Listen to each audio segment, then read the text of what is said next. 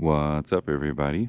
Welcome to another First Drive episode on Spicy Adventures. Today I have a pretty special car to my family. This is my younger brother's 2004 Nissan 350Z. He's the original owner, so this is a one-owner car that he bought brand new in 2004. It's held up the test of time. It's got 138,000 miles, clean title. It's fairly stock except for Z1 exhaust, Z1 intake, Brembo upgrades, and stock suspension. He's got a strut tower bar on it. Nice.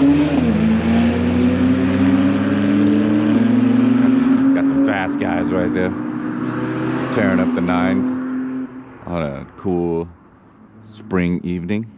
But back to the 350Z. Timeless design, classic teardrop shape. It still looks great today. This one owner example is in great condition. And the big question is this car still viable 20 years later, right? And that's going to be the question here as I go for a drive. We're going to be doing the downhill section here on Highway 9 off of the intersection of 9 and 236 here. So yeah, that classic Nissan Z sound of this VQ35 3.5 liter V6. You always know when one of these cars is coming.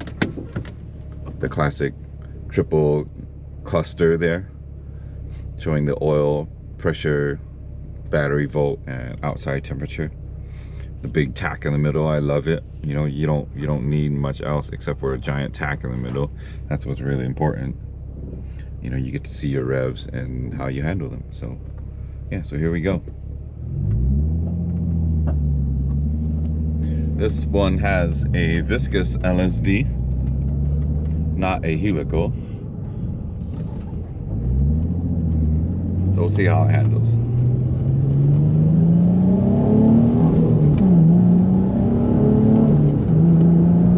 Right away, it's got good low end power. It kind of dies off at the top a little bit, but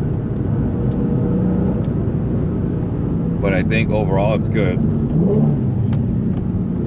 The pedal box is nice. The car is easy to heel toe.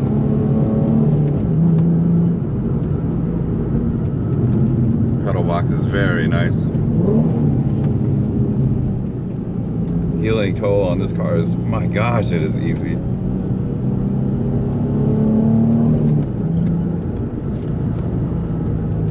One of the big questions, right, is this car still viable 20 years later?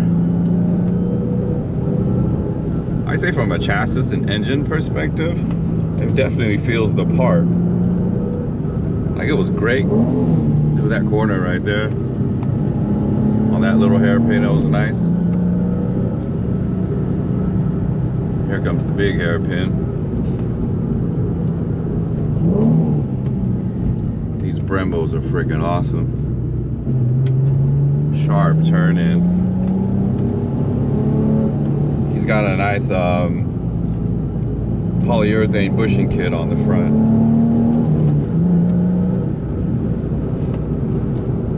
So the steering response is very good for being 20 years old, because he's upgraded that.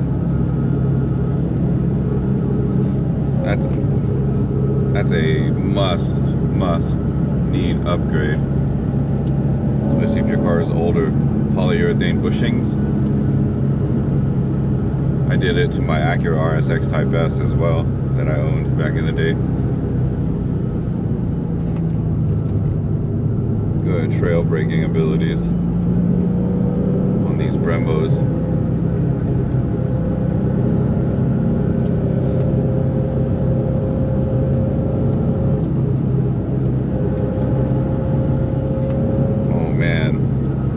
agility of this car is top notch. I used to think this car was not agile and big, but it's actually pretty small. My FL5 makes this car look tiny.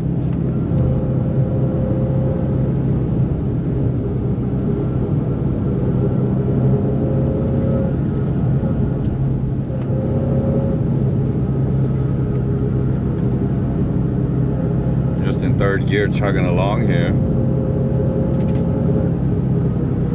And it is absolutely great.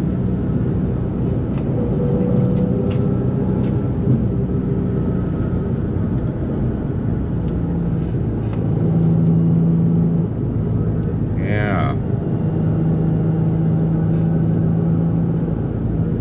350Z, huh?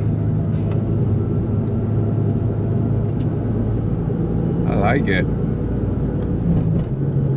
I mean, I've driven this car before, but never on the street like this. I've driven it at autocross events, just putting around town. But driving it out here on the road, you really kind of get to feel its character. Because this is where you're going to spend the majority of your time, is probably on back roads and things like that. With a sweet pedal box and this notchy but very precise 6-speed manual. I'm surprised that this transmission feel has held up so great over the years. Like, this is solid. Doesn't feel as good as my FL5 Type R, but you're not going to miss shift in this thing, and you're not going to grind its gears. My FL5, I feel like there's still that chance that you can do that. But with this 350Z, it's very solid feeling. A little rubbery, but not bad at all. It doesn't feel shitty, you know what I mean? Like it feels really good. The throw's pretty short. Could be a little shorter, but it's fine.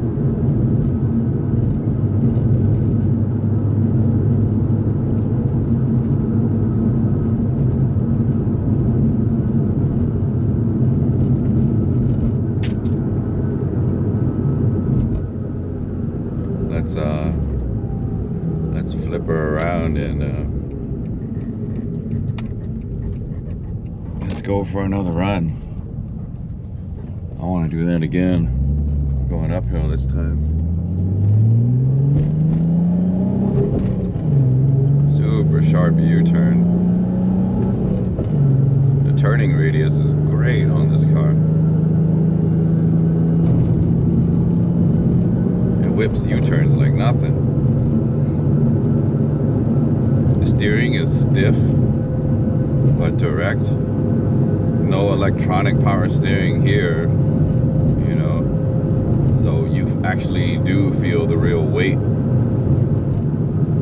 of the car and the front wheels.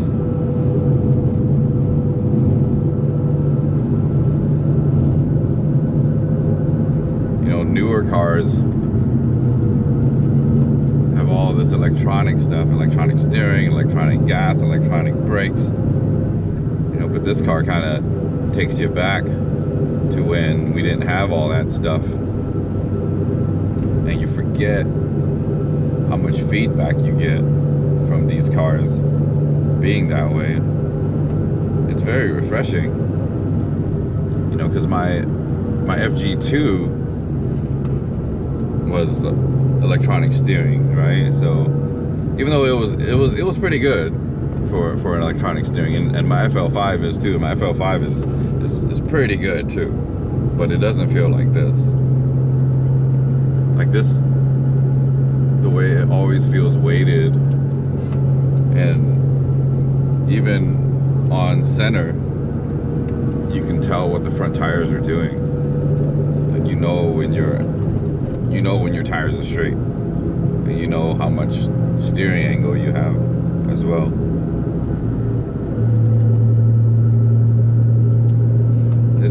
exhaust is not very loud at all.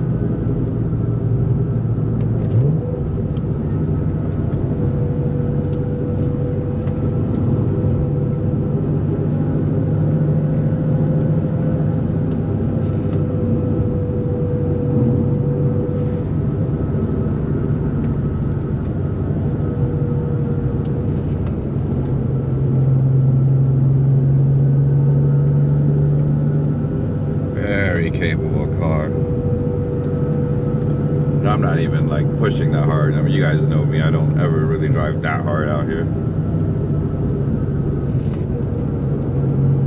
Just because you never know who might be pulling out.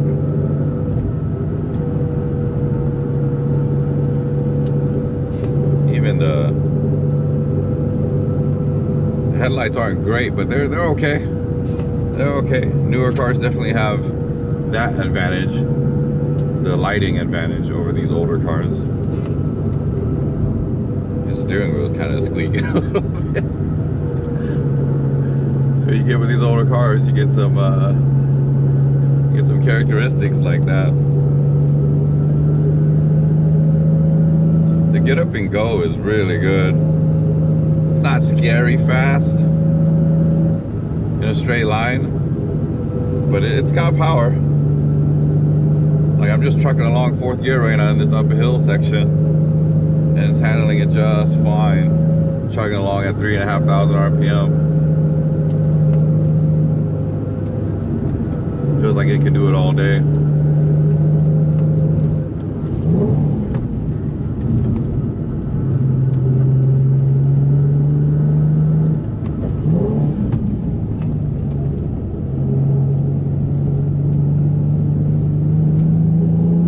Good turning.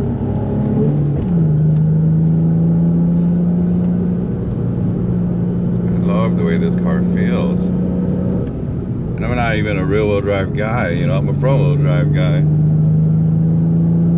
So I'm still trying to adjust to what the car does. Because I know the rear end can step out, so I don't push that hard because I don't know what it's gonna do. I don't know if my hands are quick enough to zero counter yet.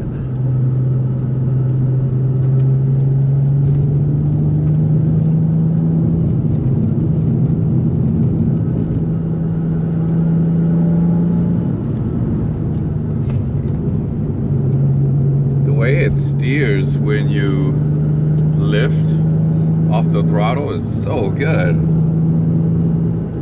It's very neutral, but there's no understeer. And I love that. I love that it doesn't understeer when you know, when you're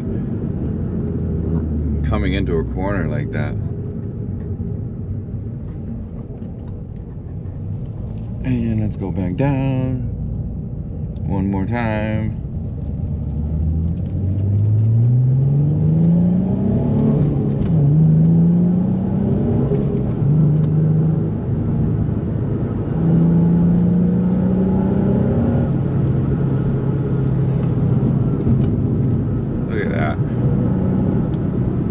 Trailing the brake a little bit there. Trail right there. Gas trail. Heel toe. It just turns.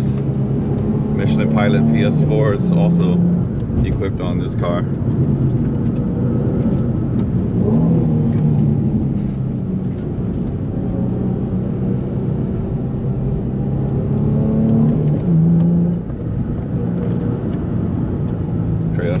Trail. Oh, look at that. So good. You can just feel the car rotate.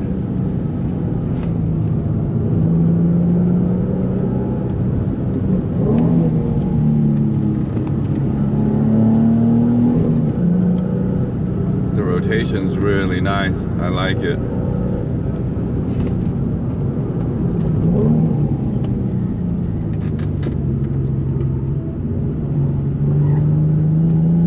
Tires to chirp a little bit there.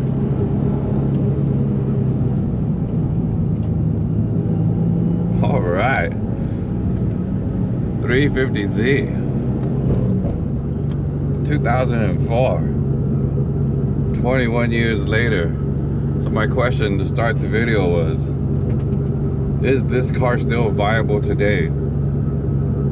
I think if you don't have a budget for something new, but you want something fun, torquey, tons of mods available on the market, even tons of stock parts available on the market, a well-balanced FR layout, meaning front drive or front engine, rear-wheel drive platform. You got about 10 grand to burn. I say step into one of these bad boys. You know, S2000s are great, but they're so blown up in price right now. I mean, I understand why they're such a good car. But when you don't have that type of money, thank you, my good sir. When you don't have that type of money and you're on a little bit more of a budget and you still want to throw mods at a car, why not the 350Z? Why not the 350Z? The capabilities of this car, I can see why this was such a popular car in its heyday for tuning. It feels like it can handle so much. You know, it's become a very popular drift car. I can see why too, there's so much front end communication.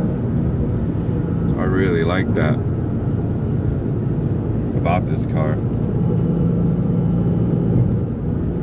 Grunty motor, right? And way more than enough torque from this naturally aspirated V6. It's got a classic sound, a classic look.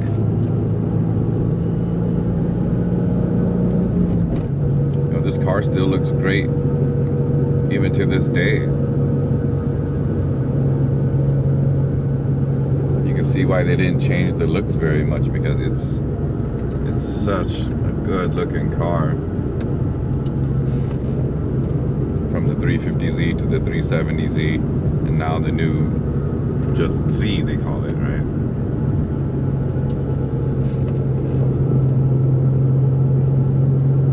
Yeah, I think this car is still very viable,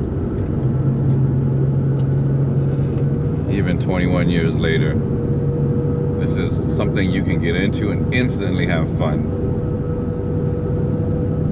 It might not have all the bells and whistles, like this doesn't even have cruise control, right? But when you have this chassis, this drivetrain, and this engine, it equals smiles and fun. So what else do you need? You know, you can always add a Apple CarPlay stereo to it, upgrade the system, right, to make it feel a little bit more up to date. It's not gonna have all the other stuff like lane keep assist and cruise control and adaptive cruise control for that matter. You know, no head-up display, but this car is meant for driving. It still makes a pretty competent grand tour as well. I drove this from Fresno all the way to Boulder Creek over this past weekend, and it didn't beat me up too bad. Sure, it lacks some space, right? It's only a 2-seater, and it doesn't have a huge trunk, you know, but the liftback style at least helps it out a bit, and you can put some stuff back there. It does have like a cross beam brake support in the back that comes stock, and that kind of hinders how tall of something you can put back there. But you know, but again, this car is not really meant for that. You know, it's meant to go on some maybe short weekend trips, take it to the beach, take it to the mountains like this on some favorite back roads, and have a good old time with it. But yeah, oh my gosh, 2004 350Z, thank you for being viable to this day as a competent sports car. It's not the fastest thing in the world. It's not the most refined thing in the world. But for the price you can get these at, for the smiles and for the fun and for the experience, there's not a whole lot that I can think of that you can get something with this much power and this much agility combined. There's not a lot at this price point anymore. You know, back in the day, this was a pretty pricey car, but now you can get this for cheap. The question is, what will my younger brother do if he buys the Integra Type S? He has my FL5 because he's thinking about buying the Integra Type S, the DE5. So I let him borrow it until whenever I go back to Fresno. So in the meantime, I figured I'd make some videos of this car. So this is one of my first of many videos I'll probably make with this car. There's still other roads to enjoy, other things to do. Cruise on down to the beach and to the coast and stuff with it. Drive to work. I haven't driven to work with it yet, so that'll be fun. Go down to Alice's, stuff like that. But yeah, guys,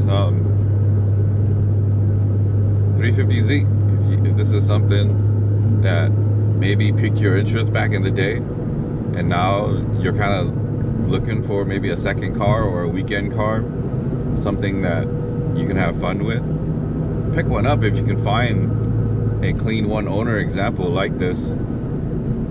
Probably pretty hard to find something this clean and stock and well taken care of, but if you're careful, you can. Will my brother sell this? I don't know. Probably not. Even if he buys the Integra Type S, he told me he probably isn't going to sell it. So, well, who knows, right? Because, you know, this was the first car he ever really wanted and bought. You know, me, I've never really had that. You know, the first car that I ever really wanted was the Integra Type R, and I never bought it over the years. So that's why I bought my FL5 now, you know, friggin' 30 years later almost. You know, because I'm in a point in my life where I said no more waiting, right? Where my younger brother did it at a point in his life when he wanted to. And me, I waited for a point in my life when I could. So, big difference. But yeah, shout out to my younger brother for letting me borrow his Z and driving it up here in the Santa Cruz Mountains for a few weeks until I can bring it back to him. You know, I'm gonna try to play around with this rear-wheel drive action, see if I can understand rear-wheel drive a little bit better, at least my limits with it, right? So yeah, see where it goes from there. In the meantime, enjoy this quick evening vid of me driving this 2004 350Z. And I'll see you guys on the next episode, whether it be first drive or whatever the case may be. But yeah, I love doing these first drives, guys. Let me know what you guys think as well. I think first drives are always really cool to bring to people. But yeah, peace.